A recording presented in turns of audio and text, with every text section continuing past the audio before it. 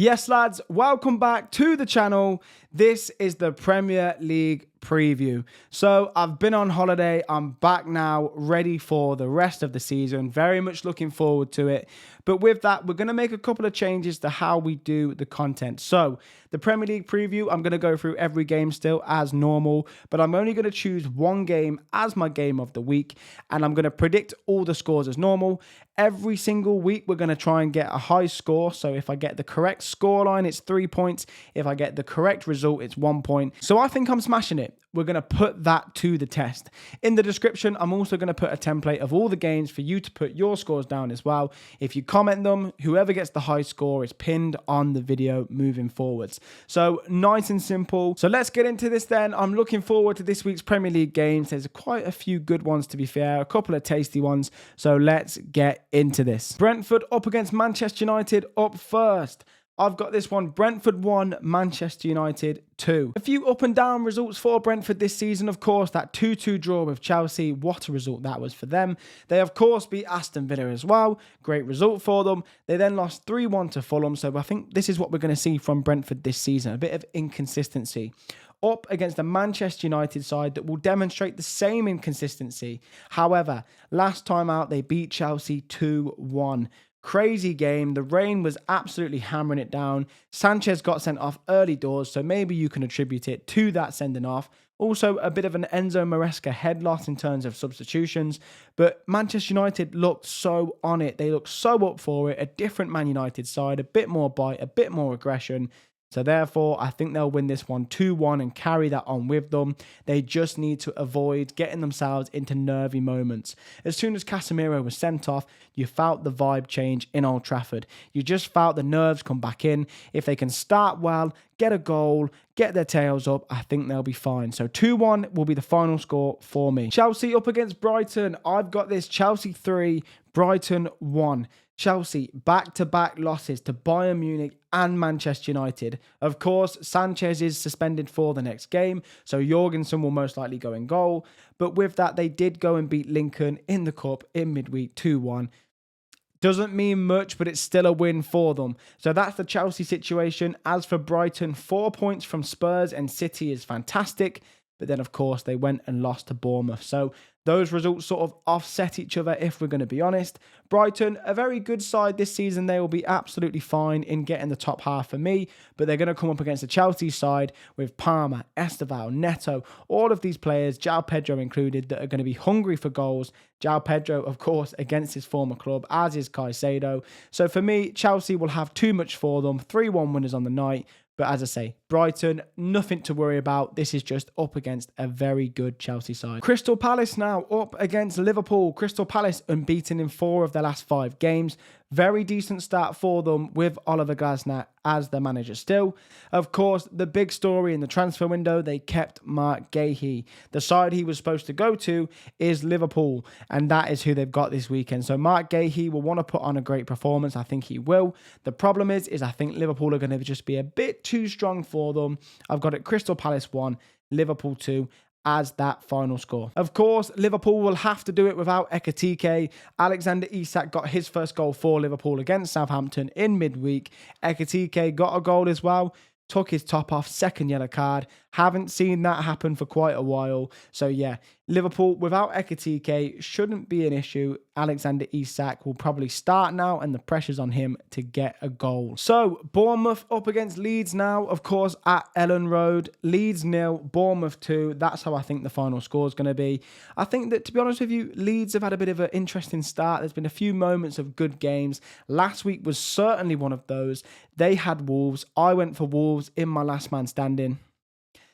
Why I did that, I don't know. But I did. I thought Wolves were going to get a result, but Leeds showed everyone that they could be a side that stay in this league. So, Leeds 3-1 winners out last time, but I don't think they're going to be able to go up against the Bournemouth side, who have been very, very good this season, even with the defensive sort of, transfers that happened, and they lost basically 4 out of their 5, back 5, including goalkeeper.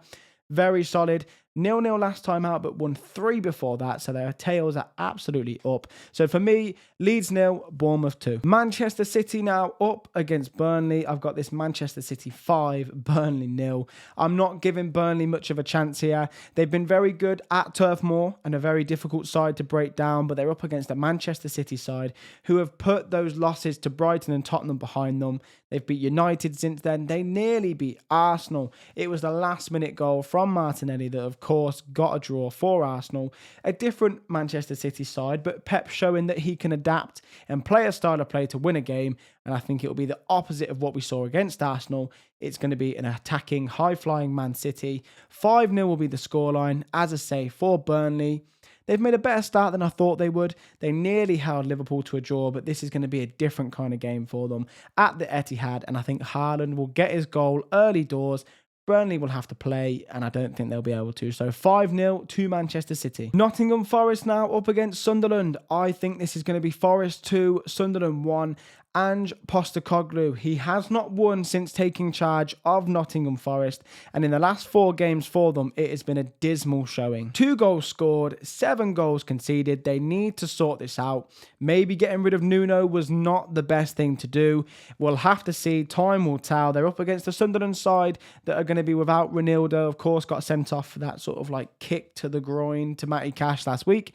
However, Sunderland, of course, unbeaten in 4, but they've only got 1 win in those 4 games. So they're going to want to try and get a win. I don't think they'll be able to. I think Forest are due a win under Ange Postecoglou. And I think Sunderland, as they did when they went to Turf Moor, are not going to be as good away from home as they are at home. And we'll see that on Saturday. Tottenham up against Wolves now. Tottenham 3, Wolves 0. That's how I see this one going. Tottenham unbeaten in the last 4 of 5 games. Really, really solid in terms of how they've started under Thomas Frank. They've scored 5 goals in the last 2 games, so they are absolutely flying and cruising. For their opponents, it's the complete opposite. Wolves have only won 2 games this season, and they've both been in the Carabao Cup. In the league, it has been dismal, topped off by a 3-1 loss to Leeds last weekend. As I say, had them in my last man standing, absolute fools. So yeah, Wolves to me, just not going to have enough. 3-0 to Tottenham on the day. Everton up against West Ham. I've got this Everton 2, West Ham 0. More misery for Graham Potter. As for Everton, of course, losing to Liverpool 2-1 last weekend. Very unfortunate not to maybe get a bit more. Liverpool, a very good side this season. Let's take nothing away from them. But West Ham, their opponents, quite the opposite. A horrible side this season. Is this the end of Graham Potter? I think it very well could be. West Ham just have not got going. Everything about them looks poor. Last time out at home, losing 2-1 to Crystal Palace. Not the best result, not the worst result. But regardless, West Ham in a lot of trouble. Everton to make it 10 times worse. 2-0 winners on the day. Newcastle versus Arsenal. This is the best game in the Premier League this week by a mile. Can't wait to see who comes out on top. Personally, I've got it Newcastle 3, Arsenal 2. Key player for Newcastle, I'm going to go for Sandro Tonali. I think Arsenal will do their typical thing of sitting back, dropping a bit deeper when away from home, and this will suit Tonali to a T. He'll sit there ready to mop up any of these counter-attacks that Arsenal are going to try and go on. And so I just think Tonali, in terms of building up and him on the ball, as well as his defensive contributions when stopping Arsenal coming forward, will be the key player for me. And if it is Tonali, Bruno and Joelinton, Arsenal are going to be in for a very difficult day. The key player for Arsenal, though, I do think will be Victor Gyökeres. On the counter-attack, lumped up to him, whether it's him holding the ball up, driving his team back up the pitch, or if it's actually him getting on the end of a chance. Of course, he'll have pure pace either side of him, Martinelli and Saka. So he'll either be on the end of it, or he'll be making it in the build-up. I think he'll be pivotal for them. I'm looking at him to really as well get a goal or an assist. He's done an all right start to the season, but he needs to perform against the top half team. Will we see it against Newcastle? Newcastle last time out, a 0-0 draw with Bournemouth. They're going to, of course, want to score, but Bournemouth, a very solid side, not a bad result in, given everything that's going on. As for Arsenal, of course, they rescued a point so late on against Manchester City. One of the best defensive performances. We saw Arteta effectively get Arteta'd by Pep Guardiola. Martinelli got on the end of Eze's ball to make it 1-1, so they're going to want to build from that. The headline for both sides, for Newcastle, there's no Wissa, and there's no Jacob Ramsey. Newcastle only winning one of their last 5 games. They're going to want to sort that out, especially the home form. Arsenal have not lost in 4 of their last 5 games. They're going to want to continue that at St James's Park, but there will be no Noni Madueke. Of course, it isn't an ACL, but it is still a knee injury that will keep him out for a couple of months, and so Saka's going to have to get put in. Odegaard also looks like he could miss it, and that is a real bit of creativity missing for them on the pitch. So how could Newcastle win this game then? I see it as that midfield 3 of Joelinton, Bruno, and of course Tonali, my key player for them.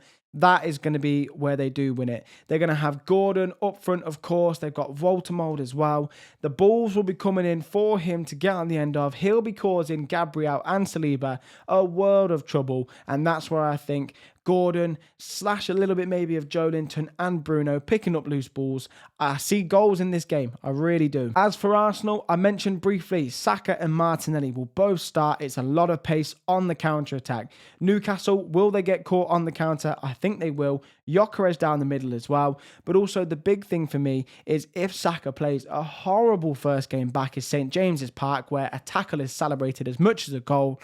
So Saka, will he be protected a little bit? Will he be a little bit hesitant to get stuck in? It could be a Saka limp kind of game. If it's not, maybe Arsenal come out with a point or more.